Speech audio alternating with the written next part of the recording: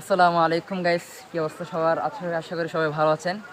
আমরা চলে আসলাম আজকে বন্ধুবান্ধব মিলে কাঞ্চনছড়া ইকো ভিলেজ, যেটা হচ্ছে আমাদের চন্দনেশের এই যে একটা এই যেটা পরিচিত মুখ আমাদের কাঞ্চননগরের পিয়ারা।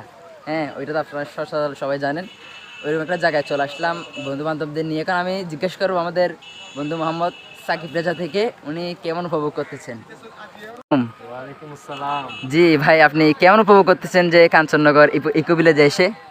আলহামদুলিল্লাহ, আমার আমার তো সব কিছু মোটামুটি ভালো লাগতেছে। এখানে এমনি ছবি তোলার মতো প্লেস আছে, অনেক দূর দূরান্ত থেকে লোকজন এখানে বেড়াতে আসতেছে। সবাই নিজেদের মতো ছবি নিয়ে ব্যস্ত আছে। আচ্ছা আচ্ছা। আমরাও এরকম সৌন্দর্য দেখার জন্য, উপভোগ করার জন্য আমরা এখানে চলে আসলাম। আমার বন্ধু আরো 2-3 জন আসছে। আচ্ছা, আমি এখন জিজ্ঞেস করবো আমাদের বন্ধু বান্ধব মোহাম্মদ সুরন, তার থেকে জিজ্ঞেস করবো সে কেমন উপভোগ করতেছে। আপনি আমাদেরকে বলেন, আপনি কেমন উপভোগ করতেছেন? ভাই আসলে বলার কিছু নেই, এটা হচ্ছে কাঞ্চনছড়া ইকো ভিলেজ। সর্বপ্রথম আসছিলাম, বেশি ভালো লাগে। মানে আমাদের প্রথমবারের মতো আসা হয়েছে এখানে। প্রথমবারের মতো আসলাম, বেশি ভালো লাগতেছে। এখানে ছবি তোলার প্লেস আছে বা দূর দূরান্ত থেকে কোনো মানুষ আসলে মানে ছবি তুলতে পারবে কি না? পারবে, এখানে ভালো ভালো জায়গা আছে, ছবি তুলতে পারবে। আর এখানে সবাই বেড়াতে আসবেন।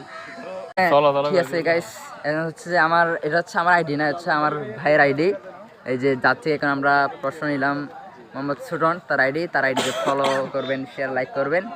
আর হচ্ছে যে আপনারা যারা দূর দূরান্ত থেকে আসবেন, তারা হচ্ছে যে এখানে ঢোকার সময় এই 30 টাকা করে দিতে হবে। এই টিকিট কাউন্টারের মধ্যে 30 টাকা করে দিবেন, এখানে চলে আসবেন। যদি আসেন তাহলে হচ্ছে যে আরও একটু আর্লি আসার চেষ্টা করবেন। আমরা প্রথমবারের মতো আসলাম এখানে, আমরা আসছি আসরের পরে, তার জন্য এখন অন্ধকার হয়ে যাচ্ছে। তো আপনারা আরও তাড়াতাড়ি আসার চেষ্টা করবেন। ঠিক আছে গাইস, আসসালামু আলাইকুম রহমতুল্লাহ।